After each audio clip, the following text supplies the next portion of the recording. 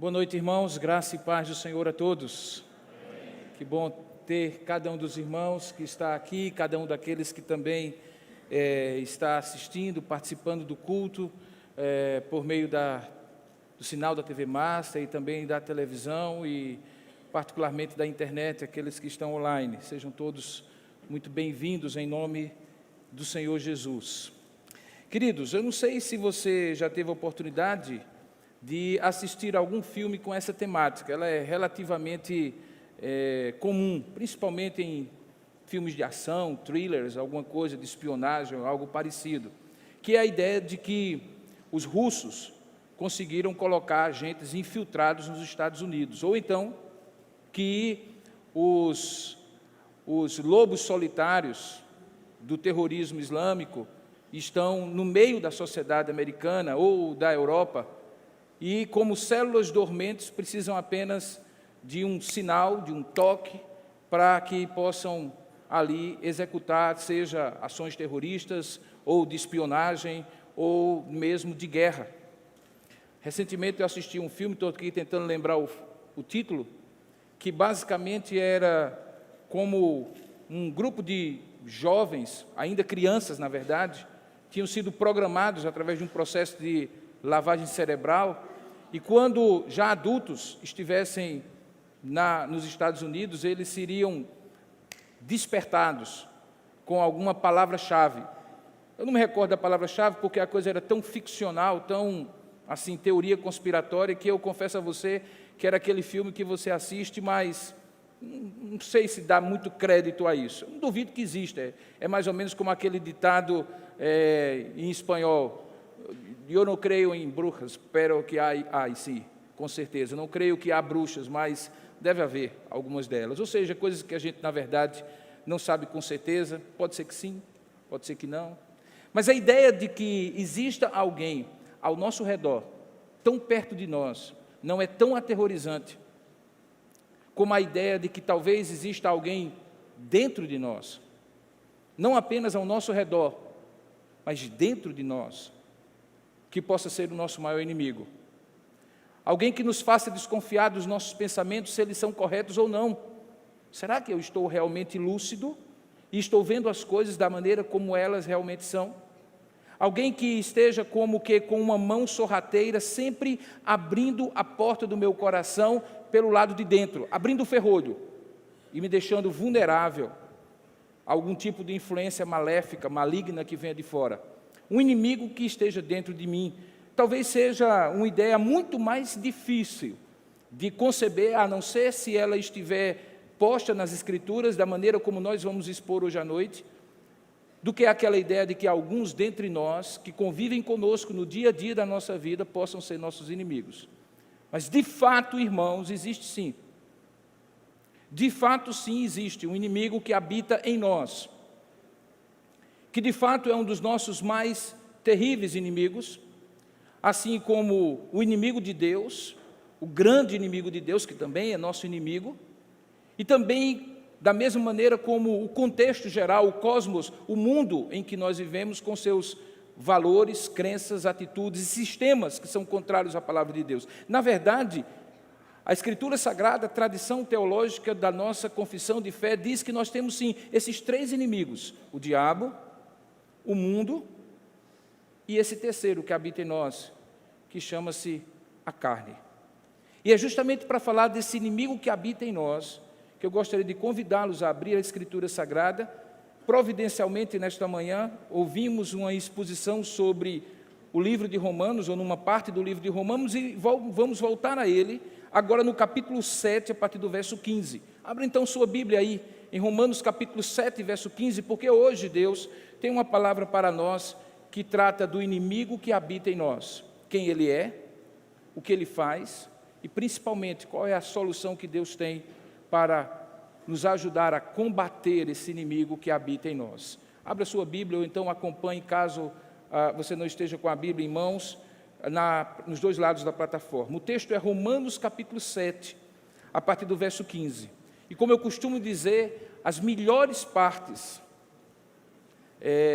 em que é possível ver de maneira mais devocional o coração desse grande homem de Deus chamado Paulo é quando ele usa partes da Bíblia na primeira pessoa do singular, quando ele diz eu, meu e assim por diante. Nesse é um texto em que ele expressa o seu coração, e a ideia da teologia de Paulo fica muito claro naquilo que ele sente, naquilo que ele diz, naquilo que ele expressa como experiência pessoal. Veja o que é que o texto diz. O texto diz em Romanos capítulo 7, do verso 15 em diante: porque nem mesmo compreendo o meu próprio modo de agir, pois não faço o que eu prefiro, e sim o que eu detesto. Ora, se faço o que eu não quero, consinto com a lei, que é boa. Neste caso, quem faz isto já não sou eu, mas o pecado que habita em mim. Porque eu sei que em mim, isto é, na minha carne, não habita bem nenhum, pois o querer o bem está em mim, não, porém, o efetuá-lo. Porque não faço o bem que prefiro, mas o mal que não quero, esse eu faço. Mas se eu faço o que eu não quero, já não sou eu quem o faz, e sim o pecado que habita em mim. Então, ao querer fazer o bem, encontro a lei de que o mal reside em mim.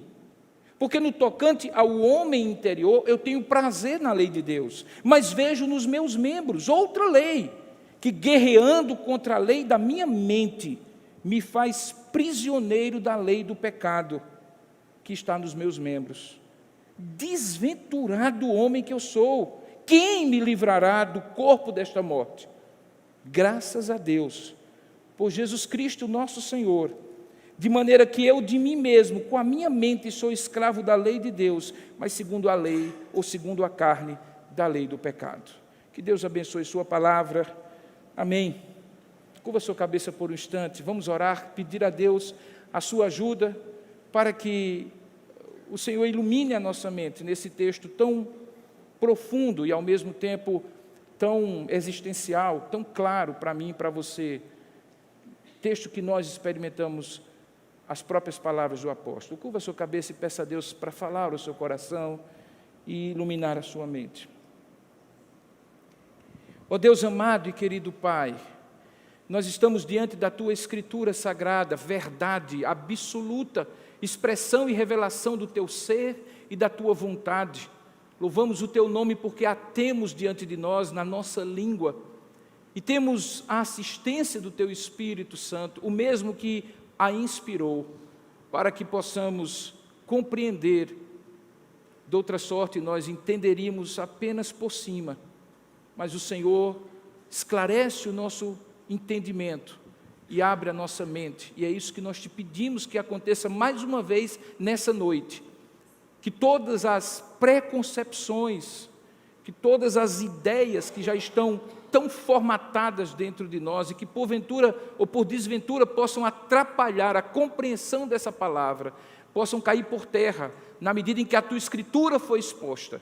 Pedimos que o Teu Espírito Santo abra o nosso entendimento para também não ver essa Escritura apenas como um artigo teológico, um conceito, uma doutrina, uma filosofia, uma ideia, mas como algo que, infelizmente, o apóstolo Paulo vivenciou, nós vivenciamos, e que precisamos ter a Tua graça para obtermos a vitória, como ele obteve. Pedimos então que o Senhor tome conta de cada um de nós que está aqui, e também daqueles que estão participando longe de nós, para que onde quer que eles estejam, assim como nós que estamos aqui, o Teu Espírito Santo dilate a nossa mente, abra o nosso coração e fale conosco, para que saiamos daqui ensinados, instruídos, despertados, mobilizados e certamente crendo cada vez mais na Tua graça, apesar de nós, apesar de quem somos, apesar do que fazemos. É o que nós oramos, ó Pai, e Te agradecemos, em nome e para a glória de Jesus Cristo. Amém. Queridos, a carta que Paulo escreve aos Romanos tem um senso prático, mas ao mesmo tempo acabou se transformando na principal exposição da teologia cristã feita por um escritor do Novo Testamento. O senso prático é: Paulo precisava passar por Roma, conhecer aquela igreja que ele não conhecia, porque ele tinha um propósito de, no finalzinho do seu ministério, como que nas suas últimas atividades ministeriais, conhecer a Espanha. Isso é dito no final dessa carta, quando ele fala que estava ali para compartilhar o Evangelho, mas estaria futuramente ali para compartilhar o Evangelho, mas adiantava algumas das coisas que ele queria ensinar quando ele escreve essa carta. E ao escrever, Paulo, justamente porque não sabia, não convivia, não tinha sido fundador daquela igreja da capital do império, faz uma exposição detalhadíssima, de modo que, se você quiser conhecer o que, em resumo, a teologia cristã ensina sobre Deus, sobre o homem, sobre a natureza humana, sobre o pecado, sobre a salvação, sobre a lei de Deus, sobre a perseverança daqueles que creem, sobre a eternidade, sobre ética e sobre um bocado de outros assuntos, certamente Romanos deveria ser sua leitura preferencial. Ele começa expondo o fato de que a revelação de Deus, que é feita inicialmente na criação, mas também nas Escrituras Sagradas, acabam demonstrando que todo homem é pecador e o homem por inteiro é pecador. Ele diz que o religioso é pecador e que a lei não resolve, porque a lei apenas mostra ao religioso o quão pecador e o quão errado ele está. Inclusive ele diz, olha, eu não conhecia que cobiçar era pecado, até que a lei tivesse sido posta e dissesse é pecado, e aí aquilo foi pior para mim, porque agora eu tinha mais consciência ainda do que isso. Ele também afirma que os pagãos que trocaram a glória de Deus por outras criaturas, fazendo Deus a sua imagem e semelhança, e caíram na idolatria, acabaram entrando num caminho sem volta, porque da idolatria eles passaram para impurezas sexuais de toda natureza, para a dissolução e obras daquilo que ele chamou de obras da carne. Tendo posto e esclarecido que todos estavam regularmente nivelados por baixo, como pecadores e incapazes de salvar a si mesmo, Paulo então traz a boa nova do Evangelho, dizendo que esse Evangelho do qual ele não se envergonhava, está logo no começo, porque era o poder de Deus para a salvação de todo aquele que crê, tanto do judeu como do que não era judeu. Era um Evangelho que se propunha a ser uma entrega, uma oferta graciosa do Deus, que sabe que o homem não pode salvar a si mesmo, para salvá-lo. E esse Evangelho resume-se à pessoa de Jesus Cristo, o que ele é e o que ele faz. E tudo aquilo que ele é e que ele faz, e que, consequentemente, é imputado, é transferido para a pessoa daquele que crê. É aí, então, que ele fala da justificação pela fé, aquele ato declaratório, penal, judicial, em que, uma vez Jesus Cristo, tendo recebido toda a punição do meu e do seu pecado, declara-se diante de Deus que ele cumpriu a pena que a nós seria imposta e, consequentemente, nós ficamos livres da penalidade do pecado e somos declarados justos, entrando agora numa nova revelação, numa nova relação com Deus, de sermos justificados pela confiança na obra de Cristo. E aí começa a descrever, a partir do capítulo 5, que justificados, pois, mediante a fé, temos paz com Deus, fala das bênçãos da justificação, e no capítulo 6 e 7, que nós acabamos de ler, ele então mostra aquele processo que se inicia na hora em que você é regenerado, na hora em que você se torna uma nova criatura, na hora em que você é justificado pela fé e que a Bíblia chama de santificação. Santificação, ao contrário da justificação, não é um ato, é um processo. Não acontece de uma vez só, acontece ao longo da vida. Não é apenas um ato declaratório de tirar de alguém a culpa, mas é principalmente um processo de transformar moralmente a pessoa, de modo que não mais a condenação do pecado, mas também o poder do pecado seja cada vez menor na vida daquele cristão. Na verdade, nós podemos entender isso claramente como um processo de reeducação espiritual, de transformação de valores, de crenças, de atitudes, de mudança do código de valores da gente, que é feito através da ação do Espírito Santo, à luz da Escritura, e que nos torna santos como Ele é santo, num processo que ocorre durante toda a nossa vida. É justamente ali, quando Ele está expondo este processo, que ele começa a fazer uma série de exposições, como se tivesse um interlocutor invisível, como se houvesse alguém ali que está fazendo perguntas a Paulo, e Paulo está respondendo essas perguntas, para facilitar no processo interativo com aqueles que haveriam de ler a Escritura, a sua epístola, o entendimento do que é que Paulo estava falando. Quando chega nesse capítulo 7, é quando ele então aborda, queridos irmãos, uma realidade que é vivenciada por ele, uma realidade que é vivenciada por você, uma realidade que é vivenciada por todo cristão. E qual é essa realidade? É que se por um lado nós fomos feitos nova criatura, regenerados em Cristo, recebemos a justificação pela fé, temos um novo relacionamento com Deus, já não somos condenados pelos nossos pecados porque eles foram imputados a Cristo. Por outro lado, nós contemplamos, vivenciamos e nos digladiamos com uma luta espiritual que até então não era tão conhecida ou tão perceptível para nós. É que agora nós temos uma nova criação sendo feita em nós através do Espírito Santo que habita em nós. E então o conflito entre a carne da antiga natureza e o espírito da nova natureza começa a ficar mais evidente. E Paulo então começa a dizer, peraí, eu não estou entendendo o que está acontecendo comigo. Eu tenho um princípio interior muito profundo, que me deixa muito claro que a lei é a expressão de Deus, do caráter de Deus, do que é bom, do que é verdadeiro, do que é correto, e eu anelo, eu desejo isso.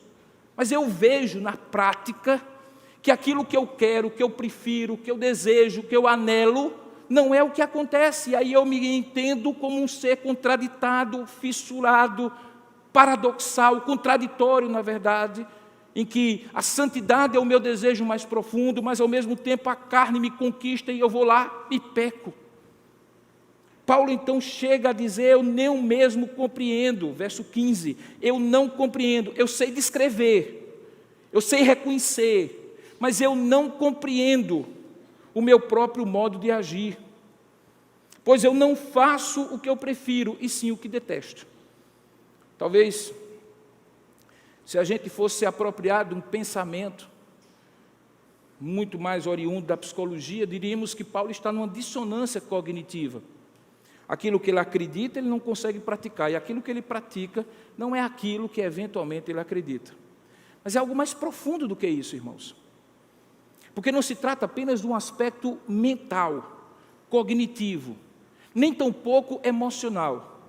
De fato, o que nós estamos falando aqui é de leis ou forças impulsoras que estão em conflito. Veja o que a Bíblia de Genebra, se você tiver e abrir na parte de Romanos 7, você pode acompanhar o comentário comigo. Ele diz assim, duas leis ou forças impulsoras, a carne e o espírito, operam dentro do crente. O eu regenerado ama a lei de Deus e é devotado a ele, por meio dessa capacitação vinda do Espírito Santo. Mas na atual existência, há uma poderosa força do pecado que também ainda habita no crente e que continua a operar, impedindo-o de realizar o seu desejo por uma obediência que não se enfraquece. Ou seja, em outras palavras, eu de fato não tenho apenas um problema de que algumas vezes o que eu penso não consigo praticar. É que algumas vezes eu até quero praticar, mas alguma coisa muito mais forte do que eu me faz não praticar o que eu sei, que eu quero e que eu estou comprometido a praticar. Você consegue agora entender melhor que nós não estamos falando, como alguns podem imaginar, de um homem não regenerado. Esse texto é um texto que já foi objeto de muitas polêmicas teológicas, em que as pessoas dizem assim, mas não pode, um crente não pode dizer, ora, se eu não, o pecado que habita em mim, como é que pode falar disso? Recentemente eu fui pregar num determinado lugar, me convidaram para um culto,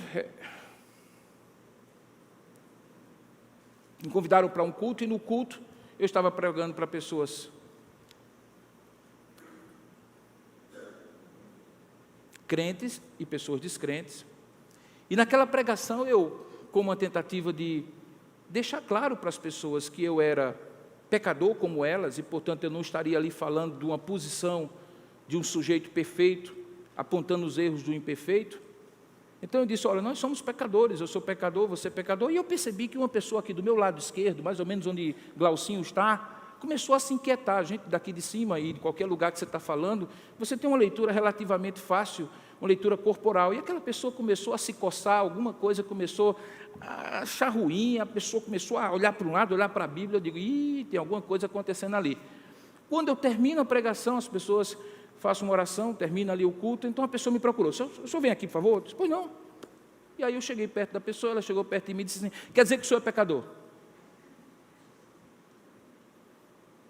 Sou, mas quem pode falar melhor do que isso é minha mulher, meus filhos, minhas ovelhas, né? Sou sim. Então está tudo errado. Porque se a Bíblia diz que o Senhor é a nova criatura, como é que o Senhor é pecador? Aí eu entendi de onde é que ele vinha. Essa ideia de que eu não sou mais pecador porque Cristo está em mim, chama-se perfeccionismo. É uma ideia teológica antiga, que muitas vezes se apresenta de diversas maneiras. É a ideia de que, uma vez em Cristo, você só vai ter agora uma nova natureza, que é perfeita, que é pura, e que, portanto, não existe pecado, você já foi completamente aperfeiçoado.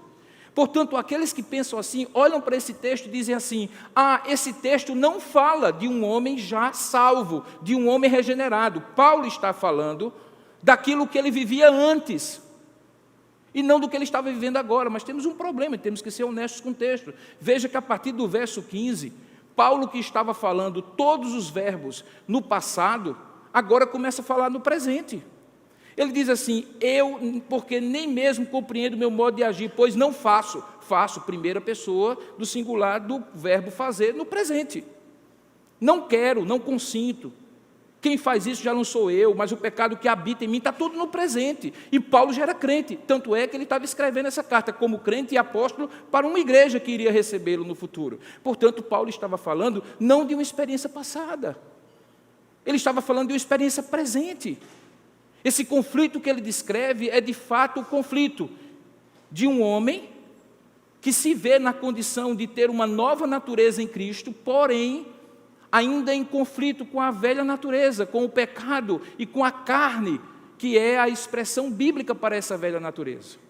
Na verdade, a Bíblia fala de carne, quando fala de carne, no Novo Testamento, usando duas palavras diferentes. Ela pode usar a palavra soma, que é quando se refere ao corpo, do sentido mais físico. Daí, quando você fala doença psicossomática, é aquela doença que tem uma interface na mente, psico, e uma interface no corpo, soma. O nosso soma é o nosso corpo. Mas quando a Bíblia fala aqui, em outros lugares, da carne, não como um aspecto físico, biológico, orgânico, mas como um princípio espiritual, uma natureza decaída, uma natureza pecaminosa, quando ele está falando de algo que tem a ver com a minha crença, com os meus princípios, com os meus valores, com as minhas atitudes, que são pecaminosas, ele não usa essa palavra, ele usa a palavra sarx. E todas as vezes que ele usa a palavra sarx, ele está falando de natureza pecaminosa. E é essa a palavra que ele é usada. Ou seja, Paulo sim tinha duas naturezas. Assim como você, assim como eu. Antes de Cristo tínhamos uma, ela era decaída, vendida à escravidão do pecado. Por isso que muitas vezes esse conflito não ficava tão saliente. Mas uma vez encontrando com Cristo, uma nova natureza nos é gerada pela ação do Espírito Santo, que vem habitar em mim, e que usa a Escritura Sagrada para me santificar, para me tornar cada dia mais semelhante a Cristo, que é santo, a Deus que é santo, ao Espírito que é santo. E aí o que é que acontece quando eu coloco água e óleo no mesmo recipiente? Eles não se misturam, eles brigam entre si, um tentando prevalecer sobre o outro. Por quê? Porque são de natureza diferente, a formação molecular deles é diferente. Assim é o homem Paulo, o homem Robson, você e eu, todos que estão aqui, que conhecem Cristo, que receberam uma nova criatura, uma nova criação em Cristo, uma nova natureza, hoje vivem também esse conflito, porque nem mesmo compreendo o meu próprio modo de agir, pois não faço o que prefiro, e sim o que detesto. Paulo está dizendo, em outras palavras, irmãos, para usar o tema da mensagem, que nós temos um inimigo que mora dentro de nós. que nós queremos Deus, porque o Espírito Santo que habita em mim e em você, anela por Deus. Nós somos despertados, vivificados em Cristo. Estávamos mortos em nossos delitos e pecados, éramos escravos do pecado, mas agora em Cristo nós somos uma nova criatura, desejamos as coisas de Deus e temos prazer nas coisas de Deus. Mas ele diz que de alguma forma dentro de nós, aquele resquício da antiga natureza continua batalhando contra nós, nos fazendo cair em tentação, tentando-nos com pensamentos, palavras, circunstâncias, resquícios de velhas ideologias, pensamentos e convicções que ainda lutam contra novos ideais, novos pensamentos, novas motivações. E eis que então chegamos à situação que Paulo descreve, que não é nada filosófica. Ele, na verdade, usa de palavras que a gente precisa compreender melhor, mas não é nada filosófico. Olha como é simples dizer: eu não compreendo o meu próprio modo de agir, pois eu não faço o que eu preferiria fazer, mas aquilo que eu detesto.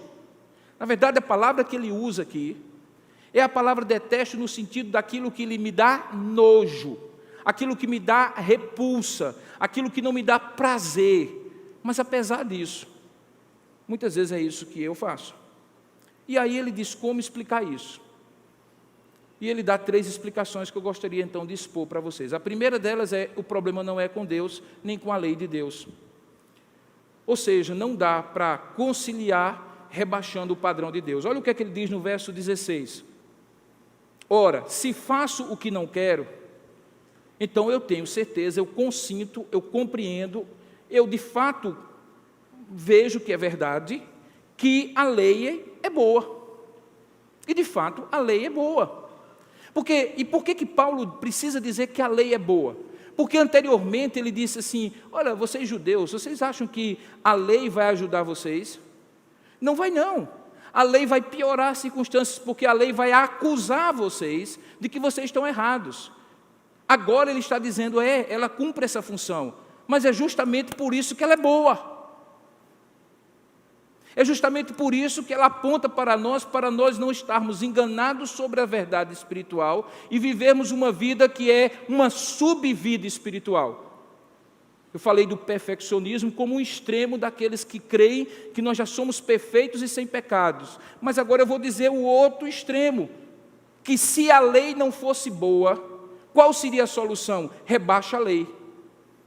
E aí a gente viveria aquilo que a gente chama de antinomismo, que é: não precisa de norma, não precisa de lei, para que complicar as coisas, deixa assim mesmo, não seja tão rígido, não seja tão... Não precisa de lei. A lei, na verdade, é só um indicativo. Mas em qualquer lugar do mundo, qualquer lei positiva, no Código Penal, no Código Civil, no Código de Ética ou de qualquer outra coisa, não é uma recomendação, é uma imposição. É um princípio que regula, que normatiza. E se não houvesse, nós estaríamos soltos na barbárie. Cada um fazia o que a lei recomendaria e não teria uma norma que diria para um e para outro: isso é certo e isso é errado. Em outras palavras, se existe conflito, por favor, não tente rebaixar a lei a uma condição menos do que ela é, porque ela só pode ser o que ela é. E o que é que ela é? Ela é a expressão do caráter de Deus para conosco. Quando a Bíblia diz: não matarás, ela está dizendo implicitamente que Deus é o Deus da vida e que a vida é sagrada.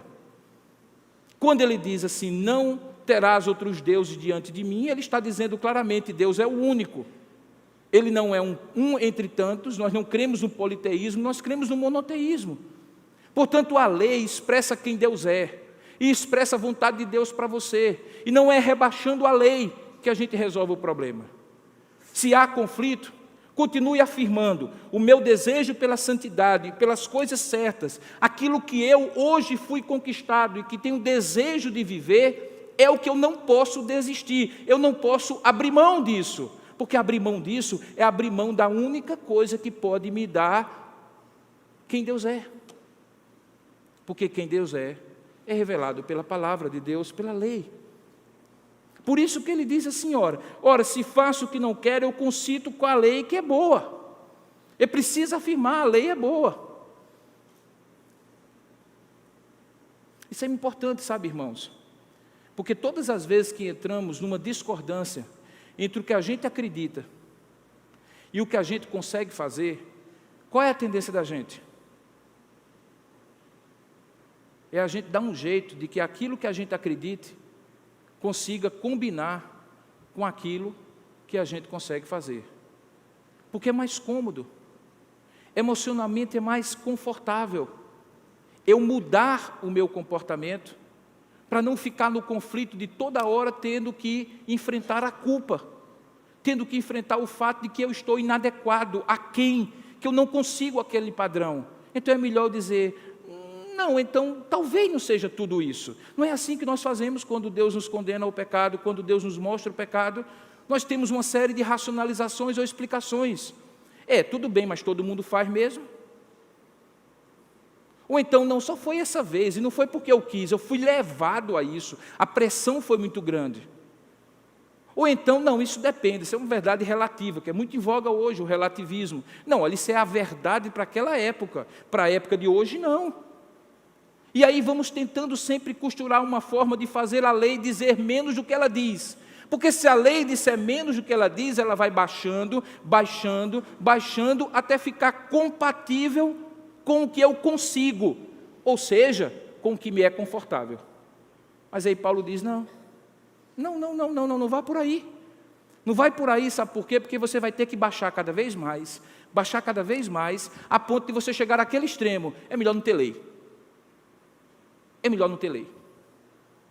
Faça o que seu instinto disser, sua intuição disser, seu desejo disser.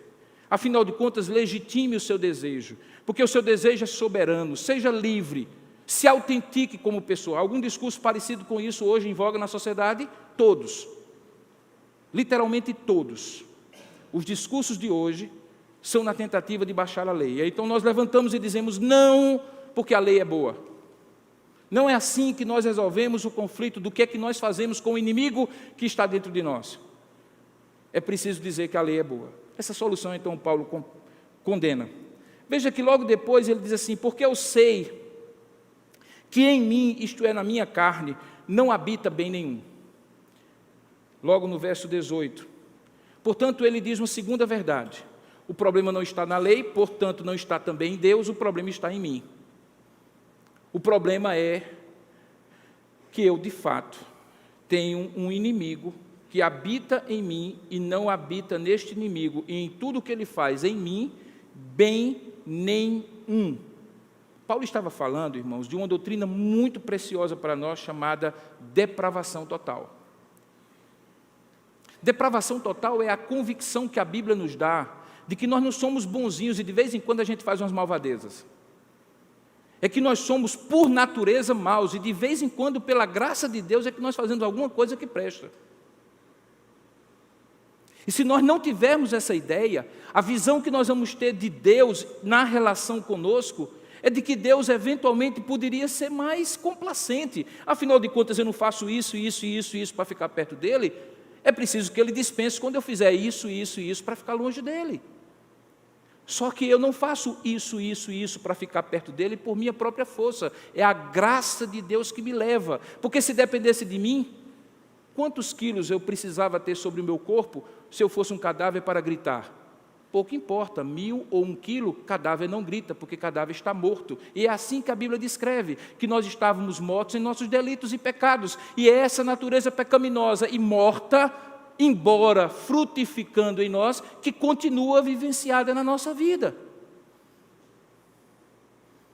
Talvez uma das coisas mais importantes para um cristão é ter um espelho espiritual. Todos nós temos espelho em casa, né?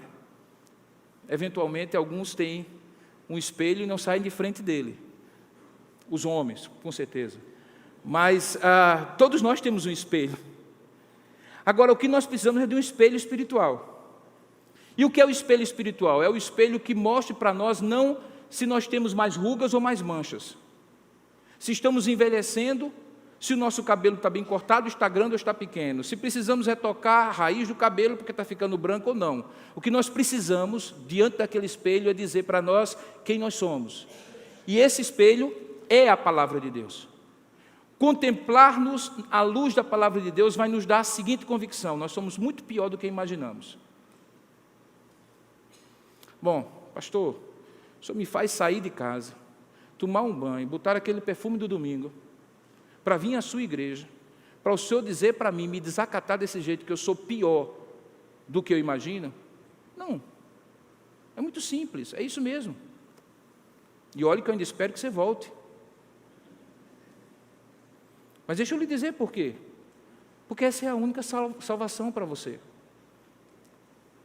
O sujeito só grita por socorro do lado de fora do poço quando ele está no fundo do poço. Porque enquanto ele está caindo ou está pelo meio do poço, ele não consegue olhar para cima, porque ele sempre imagina que tem uma saída, porque ele ainda não chegou no fundo do poço. Tem uma clareza de que o inimigo somos nós, que não é o inimigo que habita em mim, o inimigo sou eu. É fundamental. E Paulo dizia isso, ele diz assim: eu sei, eu tenho convicção, essa é a expressão, eu estou convencido de que em mim, isto é, na minha carne, não no meu corpo, na minha carne, na minha natureza pecaminosa, não habita bem nenhum. Ele é peremptório, ele é claro, ele é incisivo, ele é absoluto, não tem nada que preste em mim.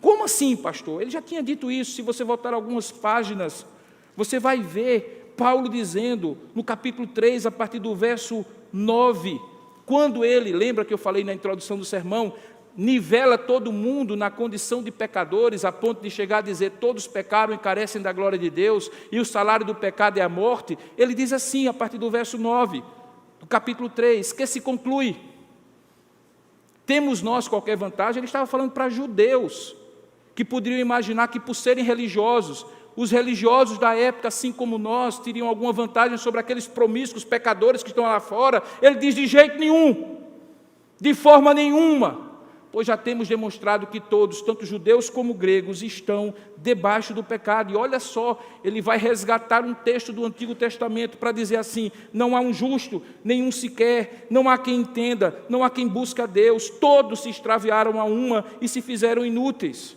Não há quem faça o bem, não há nenhum sequer. A garganta deles, o que eles falam, é como um sepulcro aberto, e com a língua eles urdem engano, o veneno de víbora está nos seus lábios. A boca eles a têm cheia de maldição e de amargura, e os seus pés, as suas práticas, as suas ações, as suas atitudes, são velozes para derramar sangue. Nos seus caminhos a destruição e miséria, desconheceram o caminho da paz. Não há temor de Deus diante dos seus olhos.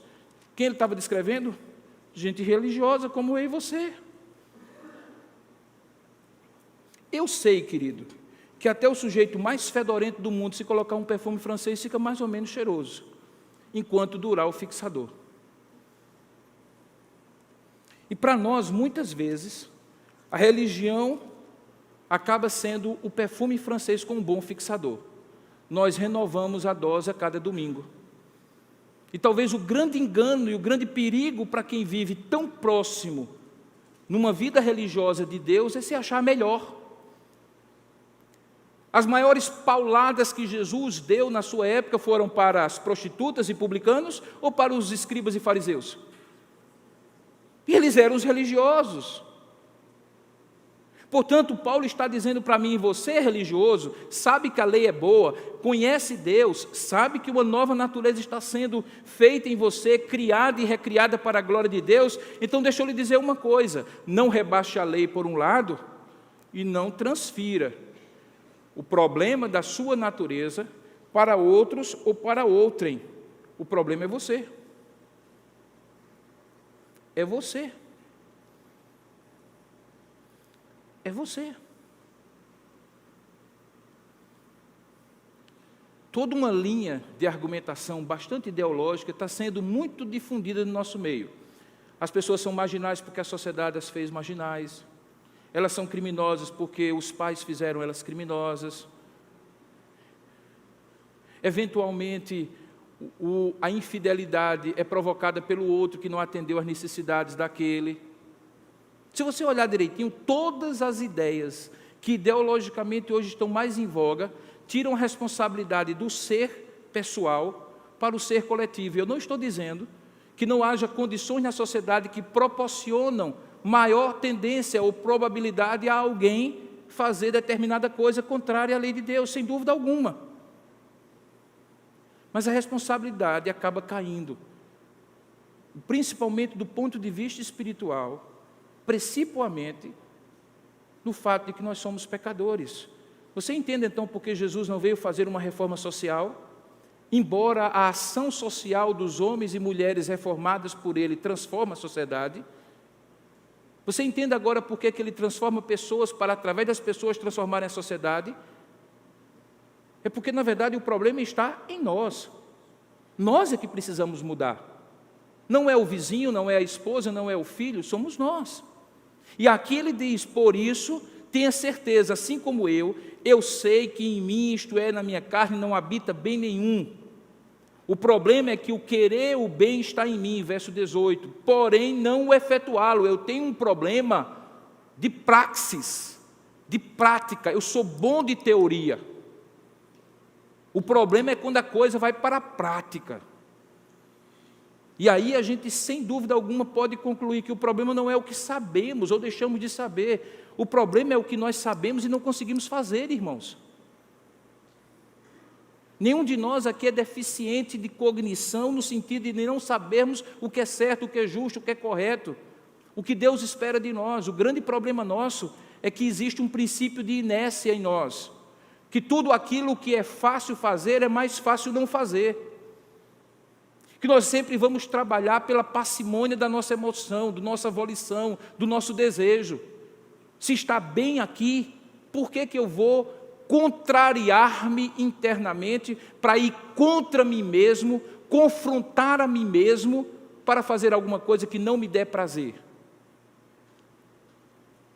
Abnegação, renúncia, sacrifício próprio, são palavras em desordem hoje, em fora de ordem. Tudo que nós ouvimos hoje é: atenda os seus desejos, legitime-se, autentique-se, porque o problema está nos outros, não em você. E vem a Bíblia então diz: não, o problema não está nos outros também, mas principalmente em você, porque o problema é que você nunca vai ser alguém que naturalmente vai contrariar a si mesmo.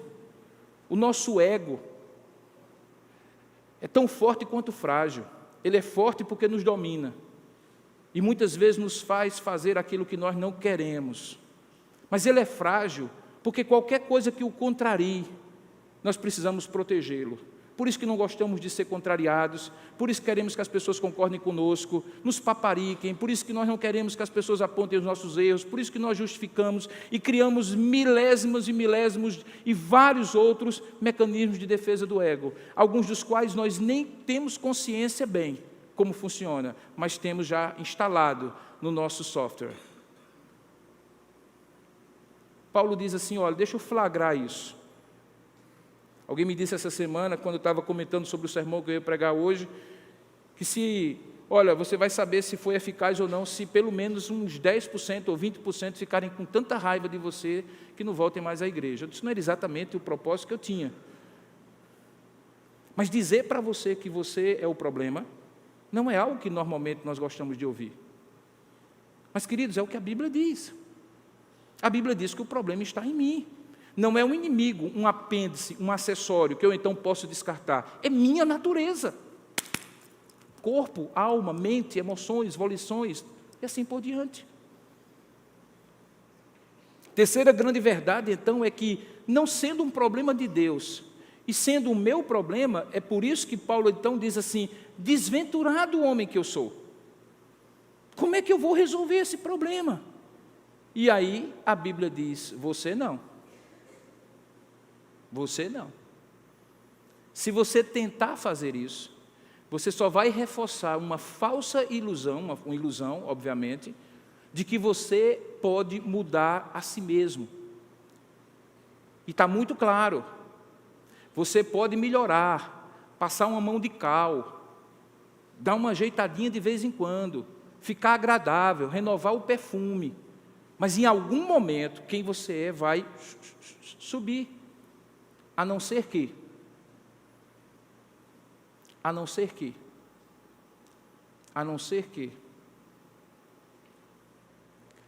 a nova natureza em Cristo prevaleça sobre a velha natureza. E cada vez mais o pecado tenha menos poder na sua vida. Daí por isso, quando você passa a página do capítulo 7 de Romanos, começa o capítulo 8, que é o capítulo do Espírito Santo no livro de Romanos. É quando ele diz que o Espírito Santo é quem nos capacita para uma vida de paz e de santidade. Que até mesmo quando nós não sabemos, na nossa fraqueza, orar como convém, o Espírito Santo intercede por nós.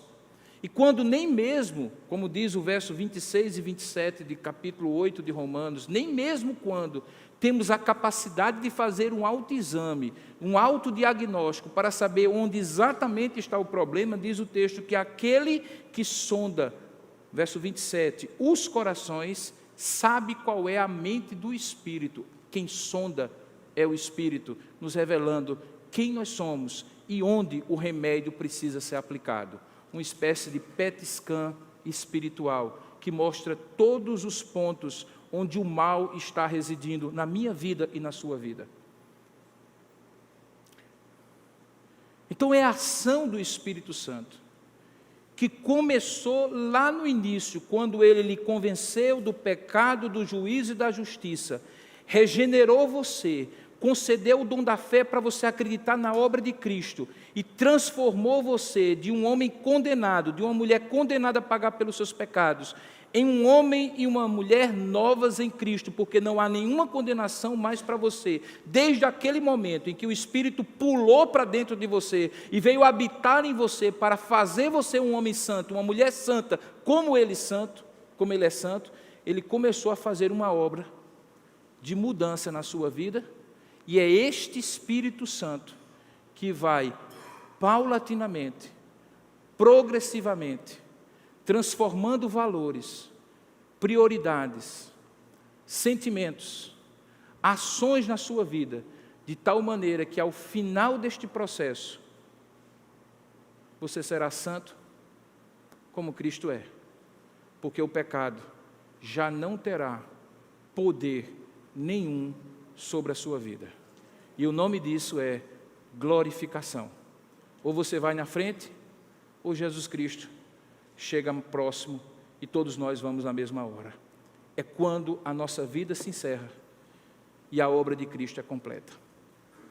Bom, dizer isso então pode parecer a alguém dizer assim: ok, então, se nada posso fazer, nada farei. Não seria isso? Bom, o senhor está dizendo que o problema sou eu, não é os outros.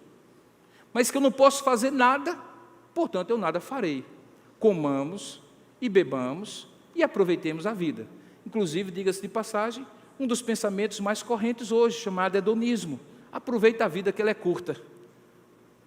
O que você leva da vida é o que você tem na vida. Aproveite, porque depois vai acabar, você não vai levar mesmo, não. Viva intensamente. Dá até título de novela da Globo. O problema, queridos, é que não é isso que a Bíblia diz. A Bíblia diz que o fato de você não ser o agente causador da sua própria santidade, porque é o Espírito Santo em você, dentro de você, por seu intermédio, não é o Espírito Santo apesar de você.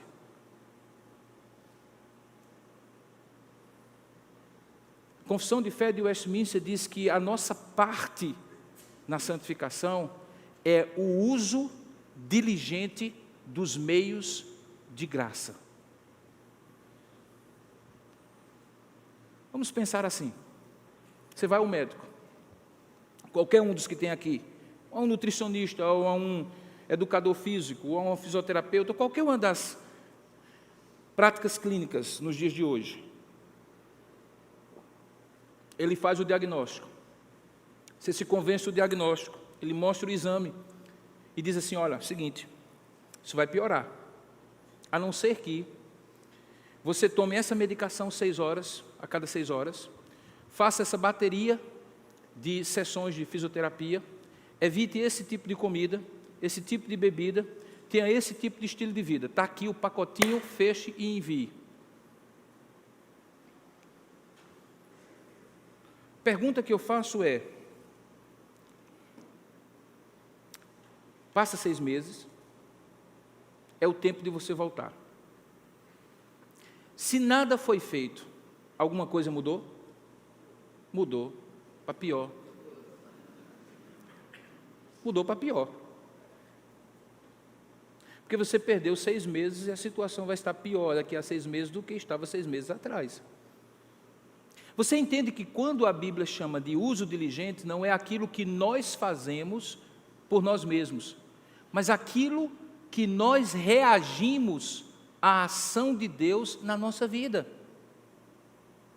Paulo fala isso claramente, quando ele diz aqui, olha, ainda no capítulo 7, quando ele vai dizendo então, quando ele faz assim, olha, então ao querer fazer o bem, encontro a lei de que o mal reside em mim, porque no tocante ao homem interior, verso 22, eu tenho prazer na lei de Deus, mas vejo nos meus membros outra lei que guerreando contra a lei da minha mente me faz prisioneiro da lei do pecado que está nos meus membros.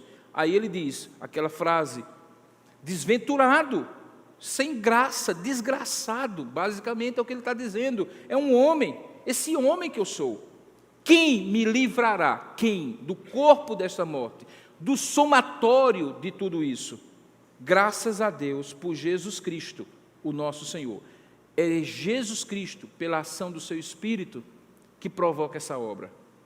Mas a minha parte é, de maneira que eu de mim mesmo, com a minha mente, submeto a minha carne à obediência da lei. E como é que ele faz isso? Aí eu vou para o mesmo texto que o reverendo Vandil usou hoje pela manhã. Passe algumas páginas e vá para o capítulo 12, verso 1 e 2. E com ele eu vou encerrar. Chegamos à conclusão que quem opera para que esse inimigo que sou eu e que habita dentro de mim não prevaleça sobre mim é o Espírito Santo, é a ação do Espírito Santo, e que eu preciso fazer uso diligente dos meios de graça. Chegamos à conclusão que Paulo diz que a maneira de nós definirmos isso é que a nossa mente seja prevalente sobre as inclinações da minha carne. Ele não está dizendo que a minha carne é tão forte que nada pode ser feito contra ela. Ele está dizendo que algo pode ser feito, já foi feito por Cristo e precisa ser mantido por mim pelo uso diligente dos meios de graça. E ele coloca o lugar, a forma, o modus operandi onde isso precisa ser feito na mente. E olha o que é que ele diz então em Romanos 12, 1 e 2. Rogo-vos, pois, irmãos, diante de tudo o que eu falei, que revela as misericórdias de Deus, ele estava falando dos 11 capítulos anteriores, que apresenteis o vosso soma, não sarx, o vosso soma, totalidade, integralidade, o completo, por inteiro, que apresenteis a Deus o vosso soma, o vosso corpo, não apenas o físico, a mente, as emoções, o que eu sou, o que eu faço, como um sacrifício vivo, santo e agradável a Deus, que é o vosso culto racional. Sabe o que Paulo tinha em mente aqui? Como judeu que ele era? Aquele sacrifício do holocausto, em que um animal inteiro, mas não vivo, não por vontade própria, mas por obrigação de ser o cordeiro do sacrifício, imposto por outro, o sacerdote, ele era queimado por inteiro. Queimado por inteiro, a única oferta que nada podia sobrar, como um sacrifício completo, uma consagração e uma dedicação por inteiro, corpo, alma e espírito, emoções, passado, presente e futuro, trabalho, esposa, família, tudo no altar de Deus, como aquele sacrifício do Antigo Testamento.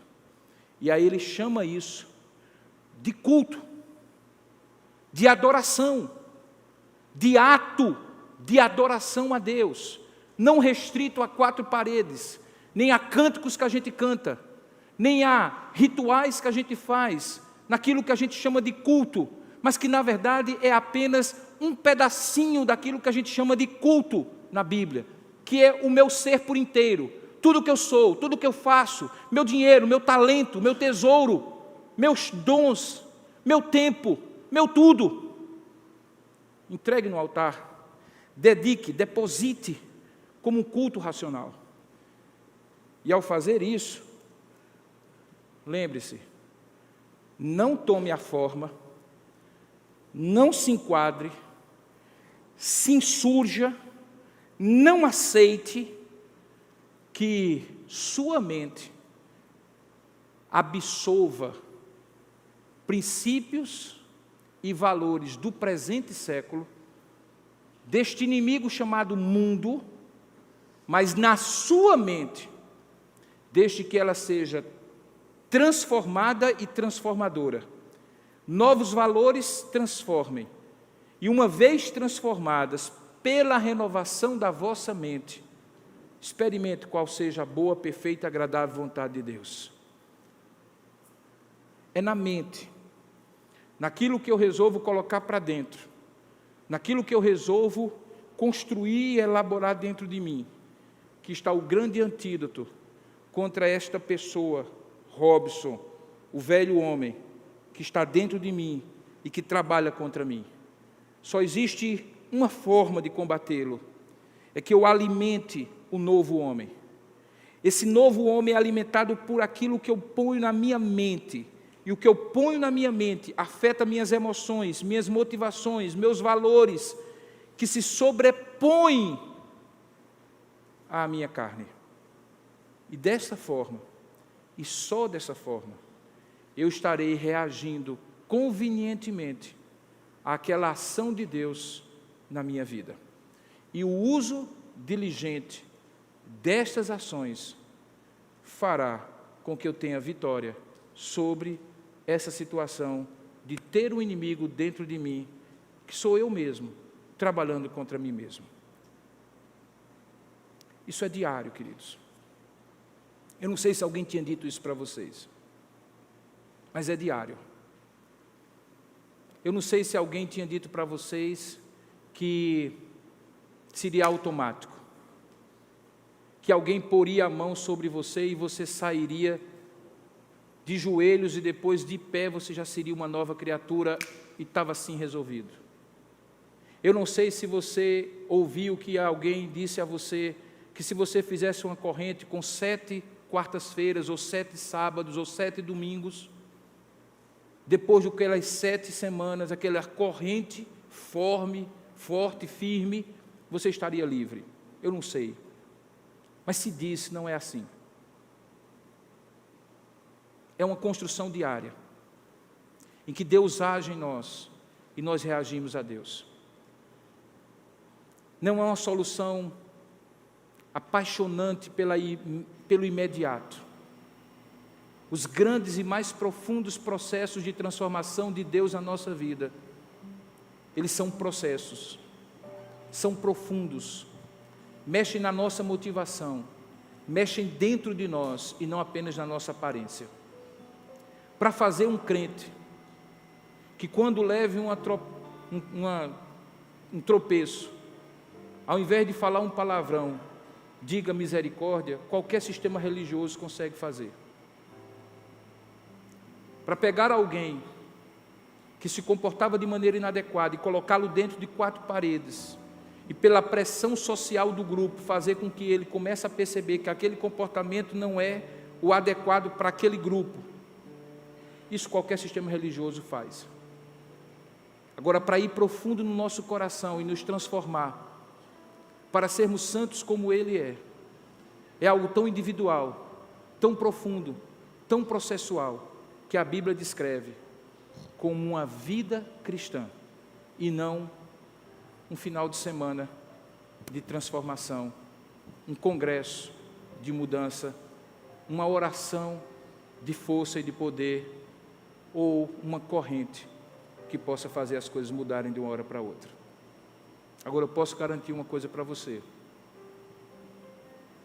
Não há nada mais glorioso, irmãos, do que pequenas vitórias de transformação espiritual na nossa vida, quando são devidamente celebradas.